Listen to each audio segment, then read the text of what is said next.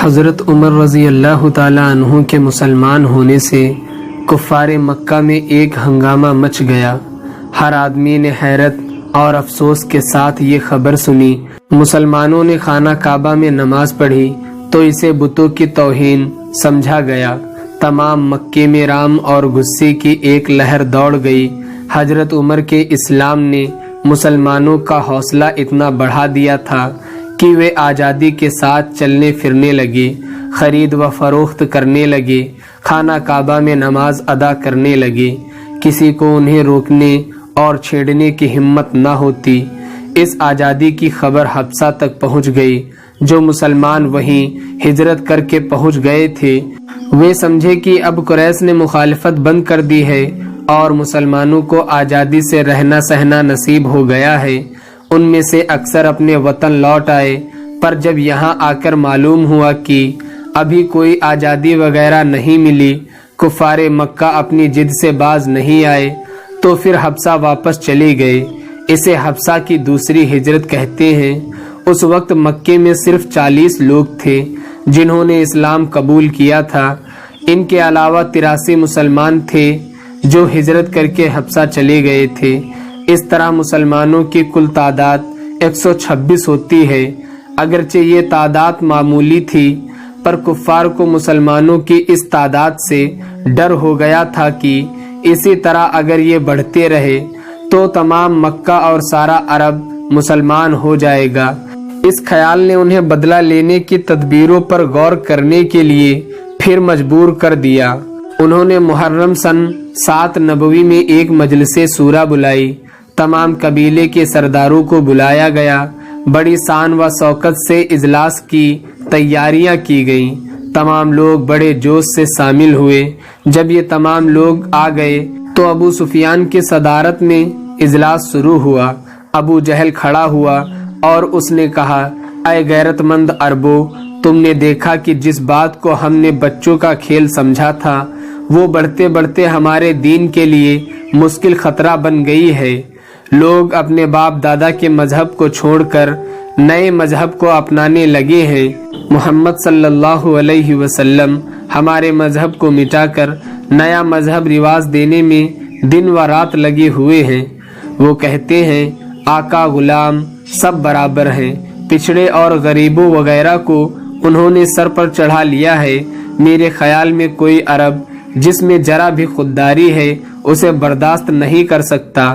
اس کے علاوہ سب سے بڑی، اس سے اہم اور سب سے زیادہ خطرناک جو بات ہے وہ یہ ہے کہ ہر مسلمان بتوں کو حقارت سے دیکھتا ہے، گویا ان کی نظروں میں ہمارے مذہب کی اور ہمارے معبودوں کی کوئی اہمیت نہیں ہے۔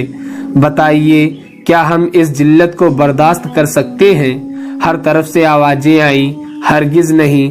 ابو جہل ہی نے بات اور آگے بڑھائی، اگر نہیں برداشت کر سکتے تو پھر چپ کیوں بیٹھے ہو؟ کیا سوچ رہے ہو؟ کس چیز کا انتظار ہے؟ تم نے دیکھ لیا کہ باوجود ہماری کوششوں کے مسلمانوں کی تعداد دن بدن بڑھتی چلی جا رہی ہے۔ اگر کوئی انتظام نہ کیا گیا تو اندیشہ ہی نہیں بلکہ یقینی بات ہے کہ تمام مکہ بلکہ تمام عرب مسلمان ہو جائیں گے۔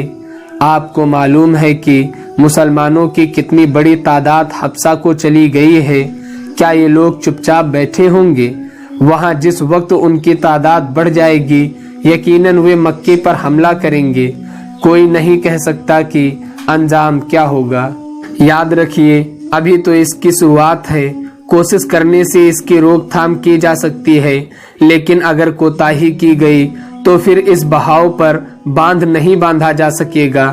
عجب نہیں کہ عرب سے ہمارے معبودوں کو، ہمارے مذہب والوں کو بڑی بے آبروئی سے نکلنا پڑے۔ کیا تم اسے پسند کرو گے؟ ہم اسے ہرگز گوارا نہ کر سکیں گے، سب نے ایک ساتھ کہا۔ ابو جہل نے کہا، مجھے بھی یہی خیال ہے کہ تم ہرگز گوارا نہ کر سکو گے، مگر اس خطرے کو مٹانے کے لیے کیا اپائے کیا جائے؟ کچھ آوازیں آئیں، اپائے سوچنا بڑے آدمیوں کا کام ہے، ہمارا کام صرف ان پر عمل کرنا ہے۔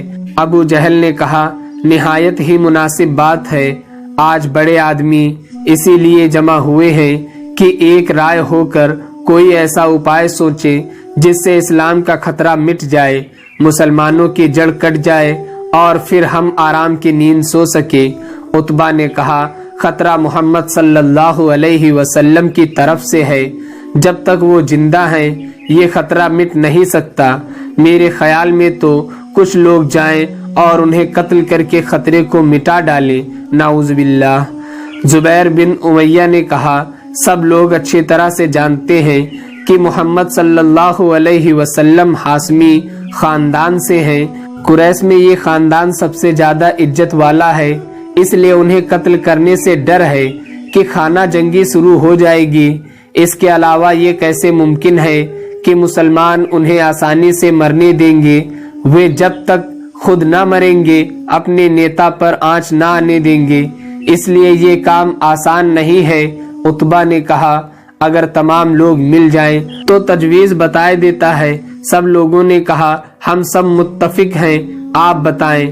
عتبہ نے بتایا مسلمانوں کا بائیکاٹ کرو، بیاہ شادی، لین دین، رسم و رواج، ملاقات، کھانا پینا، خرید و فروخت وغیرہ سب بند کر دو۔ انہیں مجبور کرو کہ یہ بستی میں نہ رہیں بلکہ پہاڑ پر چڑھ جائیں۔ یہ نگرانی کی جائے کہ کھانا پینا اور کسی قسم کا کوئی سامان ان کے پاس نہ پہنچے، اس طرح وہ خود تڑپ تڑپ کر مر جائیں گے اور ہمیں کسی کو مارنے، اس کے قبیلے کو خون بہا ادا کرنے کی نوبت ہی نہ آئے گی۔ اس تجویز کو سن کر سب خوش ہو گئے، خوب تالیاں بجی۔ جب ذرا خاموشی ہوئی تو زبیر نے کہا میرے خیال میں یہ بہت ہی ظالمانہ کام ہے، اس سے تو بہتر یہ ہوگا کہ انہیں قتل ہی کر دیا جائے۔ ابو لہب نے کہا زبیر اس تجویز کو منظور کر لو، اس سے ہمارا مقصد مسلمانوں کو بھوکا پیاسا رکھ کر قتل کرنا نہیں ہے بلکہ انہیں مجبور کر کے اسلام سے اپنے مذہب میں واپس لانا ہے۔ زبیر نے کہا اگر صرف اس طریقے سے تنگ اور پریشان کرنا منظور ہے تو مجھے کچھ عذر نہیں، میں شریک ہوں، لیکن تم اس طرح سے انہیں اگر قتل کرنا چاہو تو مجھے شرکت منظور نہیں۔ ہم انہیں قتل کرنا تو چاہتے ہی نہیں، صرف انہیں ٹھیک کرنا چاہتے ہیں۔ ابو جہل نے کہا بہت جلد وہ پریشان ہو کر ہمارے معبودوں کے سامنے آ جھکیں گے اور پھر قوم کو کوئی خطرہ باقی نہ رہے گا۔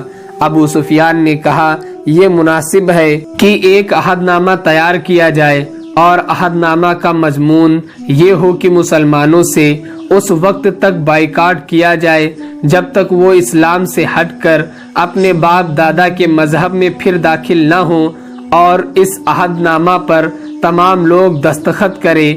عتبہ نے تائید کرتے ہوئے کہا بالکل صحیح ہے اور نہایت مناسب ہے۔ چونکہ سب اس رائے سے متفق ہو گئے اس لیے منصور بن اکرمہ نے عہد نامہ لکھا، سب نے دستخط کیے اور اس عہد نامہ کو کعبے کے دروازے پر لٹکا دیا گیا۔ اس زمانے میں یہ طریقہ تھا کہ جب سمجھوتا لکھا جاتا تو کعبے کے دروازے پر لٹکا دیا جاتا تھا اور جب تک وہ تحریر باقی رہتی کوئی عہد کے توڑنے کی جرت نہ کرتا تھا۔ چنانچہ عہد نامہ لٹکا دیا گیا تو عاص بن وائل سہمی نے کہا آج ہی مسلمانوں کو لے جا کر پہاڑی کے کسی در میں گھیر دو۔ سب نے اس رائے کو پسند کیا، چونکہ اس وقت تمام اثردار لوگ موجود تھے، اس سے اچھا موقع اور کب مل سکتا تھا۔ سب اٹھے اور سیدھے دار ارکم میں جا پہنچے۔ یہاں مسلمان جمع تھے، وہ عصر کی نماز سے فارغ ہوئے تھے کہ ابو جہل نے انہیں قوم کے متفق فیصلے سے خبردار کرتے ہوئے کہا اگر تم لوگ محمد صلی اللہ علیہ وسلم کا ساتھ چھوڑ دو تو تم کو آزادی دی جا سکتی ہے۔ تمام مسلمانوں نے ایک زبان ہو کر کہا مر جائیں گے مگر خدا کے پیارے نبی صلی اللہ علیہ وسلم کا ساتھ نہ چھوڑیں گے۔ ابو جہل جھلجھلا کر بولا نہ چھوڑو، خود ہی درے میں تڑپ تڑپ کر مر جاؤ۔ ابو جہل نے کہا تم پر اتنی مہربانی کی جاتی ہے کہ جو سامان اس وقت تمہارے پاس ہے اپنے ساتھ لے جا سکتے ہو، مگر اس کے بعد پھر کوئی سامان نہ مل سکے گا۔ مسلمان دار ارکم سے نکلے کہ اس وقت تک حضور صلی اللہ علیہ وسلم نے کفار سے ملاقات کرنے یا لڑنے کی اجازت نہ دی تھی، اس لیے خاموش اپنے اپنے گھروں کو جاتے رہے۔ جتنا سامان تھا اپنے ساتھ لیا اور صوب ابی طالب میں چلے گئے۔ صوب ابی طالب ایک پہاڑی درہ تھا۔ یہ درہ ابو طالب کے نام سے مشہور تھا، چونکہ حضور صلی اللہ علیہ وسلم کے سرپرست ابو طالب تھے، اس لیے وہ مسلمانوں کے ساتھ جانے پر مجبور کر دیے گئے۔ تمام مسلمان صوب ابو طالب میں جا کر پناہ لینے والے بن گئے۔ ابو جہل نے کچھ لوگوں کو ان کی نگرانی پر مقرر کر کے ہدایت کر دی کہ کوئی مسلمان اس درے سے باہر نکلنے نہ پائے، نہ کسی آدمی کو ان کے پاس جانے دیا جائے۔ اس طرح مسلمان درے میں قید کر دیے گئے۔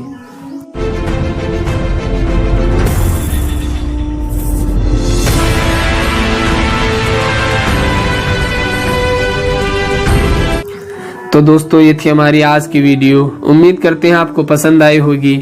سیرت نبی صلی اللہ علیہ وسلم فل سیریز سننے کے لیے ہمارے چینل پیجز آف ہسٹری کو سبسکرائب کریں، لائک کریں، شیئر کریں اور کمنٹ باکس میں اپنے رائے کا اظہار ضرور کریں۔